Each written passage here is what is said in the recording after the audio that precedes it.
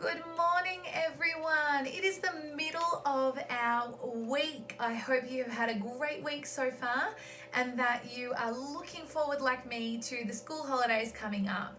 Now, it's not here yet, so we still have a couple more days of learning to do, and I'm hoping that you're enjoying the learning that you are doing. We've tried to make it a little bit more fun for you. We've tried to include this week some activities that you might enjoy about your teachers, and we hope that you are just having fun doing those things. So let's move our days around. We had Monday needs to come off. Yesterday was Tuesday. We need Wednesday to move up to today. So if yesterday was Tuesday, today is Wednesday, tomorrow is going to be Thursday. Fantastic. If you still are not remembering, get yourself practicing those songs. A Sunday and a Monday, Tuesday and a Wednesday, a Thursday and a Friday, and then there's Saturday, days of the week, days of the week, days of the week, days of the week, days of the week. I'm sure some of you are clicking along at home. You can click a bit better than me. So yesterday was Tuesday the 15th, which means we need to put the number 16 up because we are 16 days into September. So we call the 16th day the 16th of September. And maybe you can remember how we would write that if we recorded it on our books. We would do the 16th of the 9th month, 2020, and sometimes we would just put the 20, okay? So it is Wednesday the 16th of September. It is still spring. It's beautiful and sunny outside still, so I'm going to leave that up, and I hope today you have a great day heading into your smart spelling, your reading activity, your writing fun. We've also got our maths, and this is our last day working on our good copies for our big ideas projects. By tomorrow, I would love to have your videos and your pictures sent in so that I can put together something special to present for our class walls coming up on Friday so that we can have a bit of a celebration, okay? So get yourself working on all of those things today. Remember, Mrs. Brown is still not around. I am here. I'm doing some meets with people for reading and writing conferences and looking at where we're heading to for term 4. And I can't wait to meet with you this week. Okay, have fun, guys.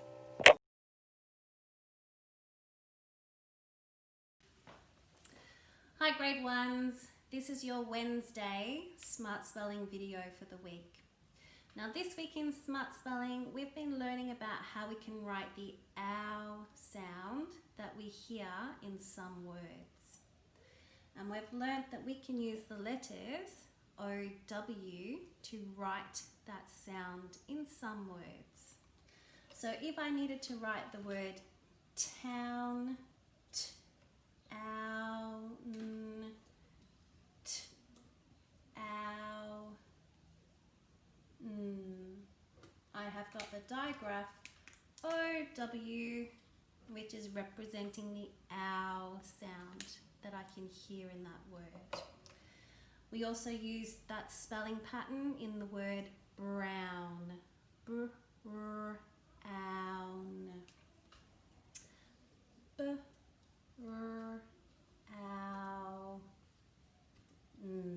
So this is another word that we can hear the ow sound in, and that we use the letters OW to write that sound, ow. So what I'd like you to do today is to practice your words using the smart spelling approach, and then you're going to sort them by how many sounds you have or you hear in the words. So for the smart spelling approach, S, I want you to say your word. M, I want you to think about the meaning of the word. A, analyze how your word works. What sounds do you hear? What letters are used in your word? R is to remember any of the tricky parts, especially that when we hear that ow sound in our words, that we're going to use the OW to write that sound. And then the T is to go and teach your words to someone else. Once you've done that, I want you to practice writing your words on your sheet. I'd like you to do the Wednesday and Thursday, so practice them 2 times on your paper or 2 times in your workbook. Once you've done that, you're going to be sorting your words by how many sounds they have or how many sounds you hear in your word. So open up to a new page in your workbook, and you're going to start by writing the number 2. And then you're going to go through your list of words, and you're going to see if you have any words that have 2 sounds in them. So you're going to have to break your words down into the sound parts. So I've got the word town, t, ow, so that's 3 sounds. Clown, k, l, ow, so that's 4 sound parts in that word. Growl, g, r, ow, 4. Crown, k, r, ow, frown, f, r, ow, brown, b, r, ow, So none of my words have 2 sound parts in them. So I'm going to just leave 2 with nothing next to it, and then underneath write the number 3.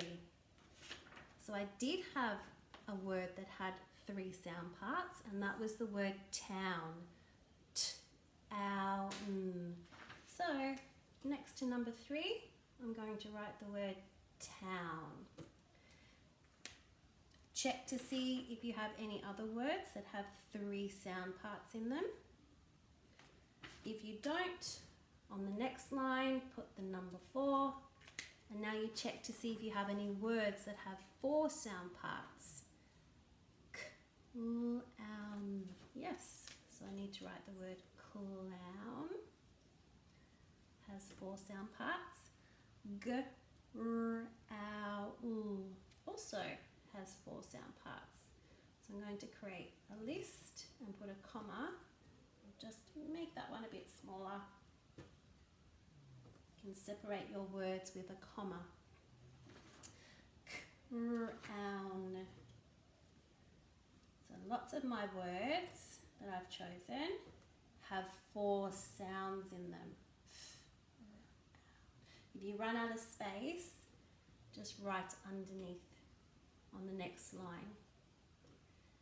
Once you've found all the words that have 4 sounds, then you go to the next line, put the number 5, write any words that have 5 sounds, and then you might find,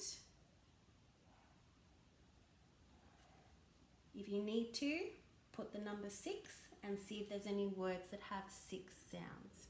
Once you've written all your words though, you can stop because you've got no more words to sort into sounds.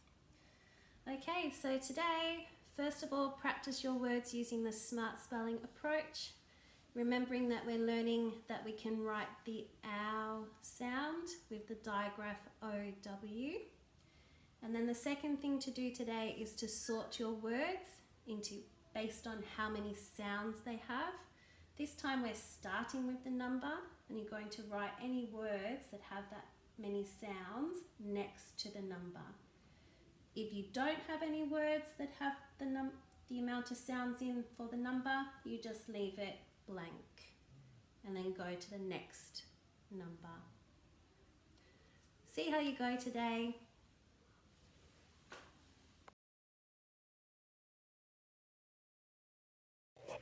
Hi guys, I really hope you are as excited about today's writing lesson as I am. I'm super excited because I can't wait to see what you guys come up with. Today we are learning to describe the best teacher. Okay, we're learning to describe. We're going to actually be saying why. So we're informing as well, I guess. We're describing and informing. Informing means to give information. Oops, and I spelt it wrong. Inform.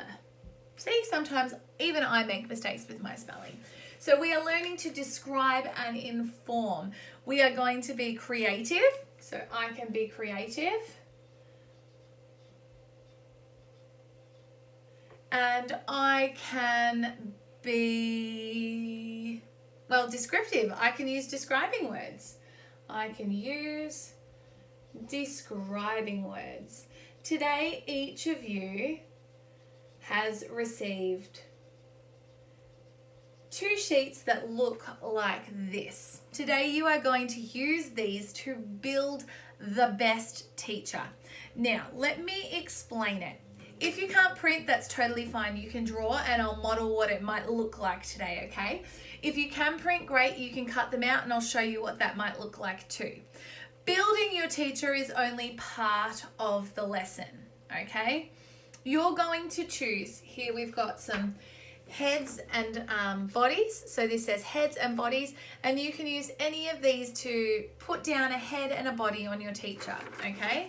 Then we've got some hands and feet, arms and legs, and there's 4 of each because you might like to have all of the arms and legs rulers, and you might like to have all of the scissors and hands and feet. It's up to you. You can design whatever your teacher is going to look like. Now you might be thinking, Mrs. O'Brien, why am I giving my teacher a clock head? Or why do I need a calculator for a body or a head? Today you're going to use classroom items to design the best teacher, thinking about why those items would be helpful to her. Here's an example of what my daughter built. This is Alana's best teacher, okay? So she's got a computer head, a dictionary body, she's got some staple arms and pencil hands. She's got some glue stick legs and some duster feet. Now, I had a bit of a conversation with Alana. I explained to her that you guys were building the best teacher and I asked her to build her own. But then she had to explain to me, she had to describe and inform me why she had chosen those things. So Alana told me that she chose the dictionary body so that her teacher always knew what things meant. That was really important for her. She gave her duster feet to clean up all the mess that the students made. Glue stick legs because her teacher holds everything together. She gave her pencil hands because teachers are always writing and recording things. She gave a computer head because when she doesn't know something, she can look it up. And she gave staple hands because things are always falling apart in the classroom and the teacher needs to fix that up too. Today, you've got to have a look at the things that I've given you. You might choose to give your teacher a clock head so that she's always on time, or a wheelie chair body because she has to get around a lot. You might give her a light bulb head because she's full of bright ideas, or ruler arms because she needs to measure things up, or paper clips because your teacher holds everything together.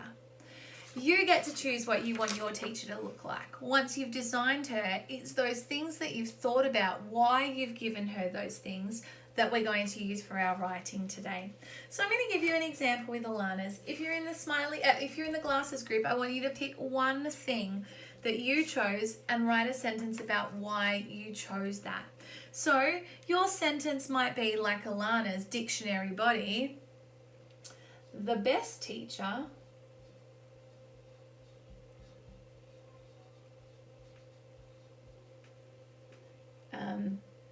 knows what everything means.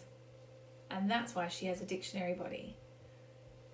What everything means. And you might actually write the heading dictionary body, okay?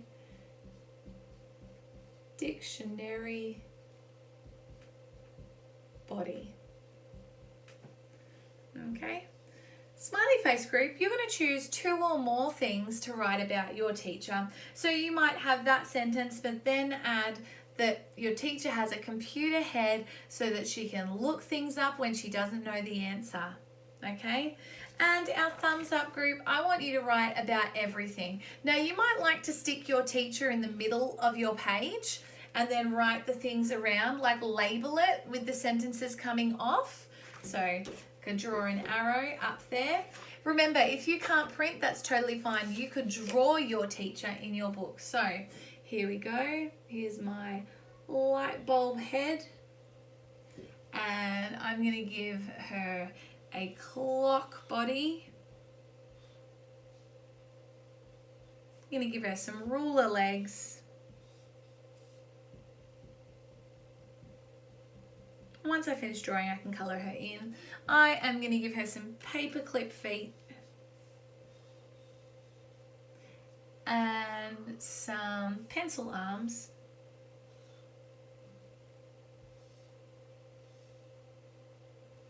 And a glue stick hand on this side and a scissors hand on this side.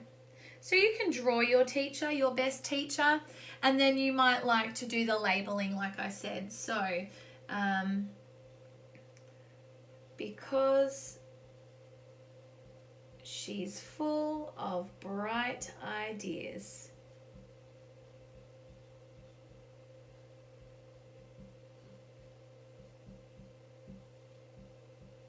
So light bulb head. I did that a bit backwards then.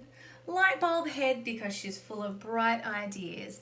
And then over here I might draw an arrow and say ruler legs to help her measure up the kids. Okay, so have fun today building your best teacher, okay, or drawing your best teacher using these items that we've given you, and then describing at least one sentence for our sunglasses group.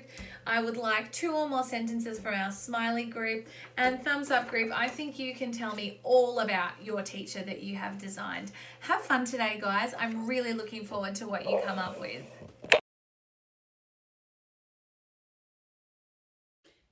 Hello Prep 1, and it's maths time for Wednesday. So today we are learning to count. So one of the first skills that we teach you, but some of you will be learning to count if you're in sunglasses group just by ones all the way to 10 or to 20, and some of us will be skip counting, so counting by 2s, by 5s, by 10s, or even by other numbers. Okay, so I'm going to use my hundreds chart to help me today. So this is a hundreds chart. You can see it's got all the numbers from 1 to 100. If you go across the row, you'll see that the numbers are going up by 1. Okay, so 1, 2, 3, 4, 5, they're increasing by 1. And if I go this way, they're going backwards by 1. 100 chart can help us with lots of things. You can also see that when we go down the column here, that the numbers are going up by 10. So you can see in the last column, 10, 20, 30, 40, all the way to 100. And then if we would go back up, it would be going down by 10s.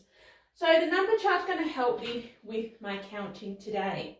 And we're also going to be using a number line. So here's my number line. I'm going to use that to help me with my counting as well. Now I put little arrows on either end of the number line, and that's because numbers can continue on that way and can continue on this way. So I'm just putting the arrows to tell us that the numbers keep going, okay, they don't stop.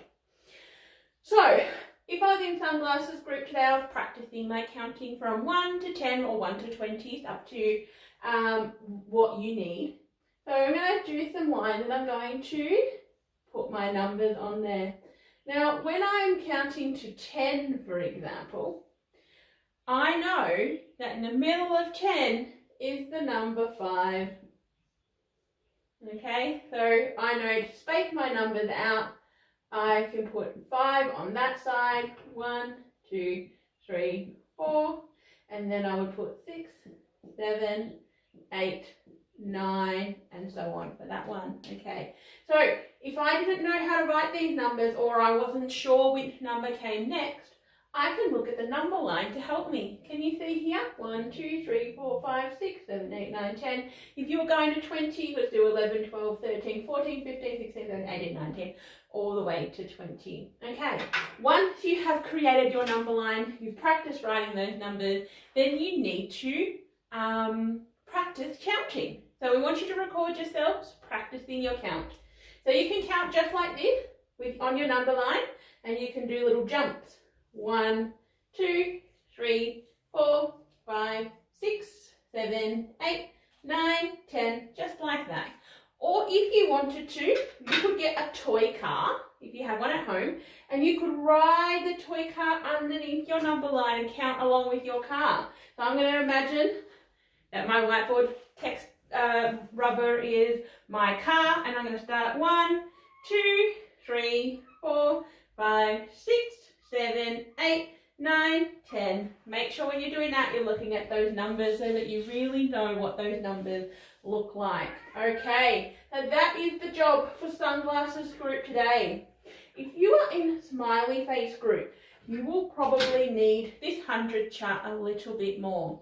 So you can start counting by 10s. If you think you're confident with 10, go to 5s or to 2s, okay? But one of those, let's start with 5, because I think I know my 10s. So if I was counting by 5, I know that the first number I would say is 5. What's 5 more than 5? I can see that it is 10. Yeah, I know that it's 10. 5 and 5 makes 10. What would be the next one? 10, 1, 2, 3, 4, 5. Oh, yeah, there it is. 15. I'm counting by 5. So each time I have to skip 5 numbers. 1, 2, 3, 4, 5. Oh, I'm starting to notice something. Are you? What are you noticing? Number chart is really helping me.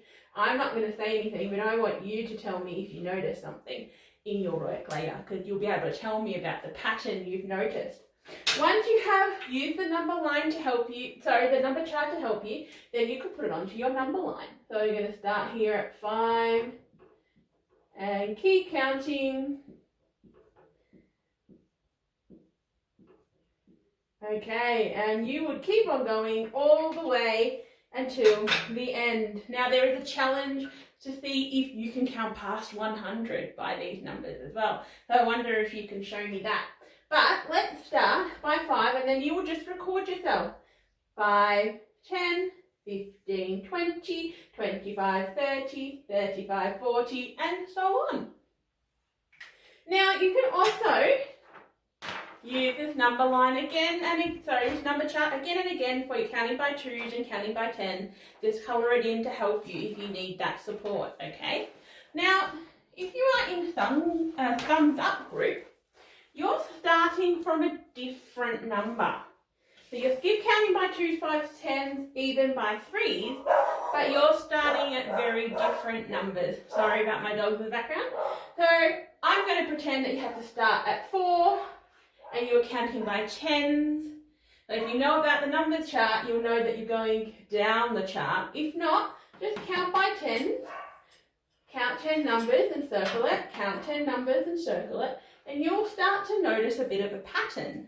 Now once you've done your counting on your hundreds chart, then you would again just put them onto your number line. Okay, so obviously my first number would be 4, and then 14, and then 24, and you would keep going, and then you would practice your skip counting. If you are in Smiley Face and Thumbs Up group, you need to explain to me what you noticed about the pattern. Very important, so that you remember the pattern for next time. And there are some challenges today, so make sure you have a look at those. See you later.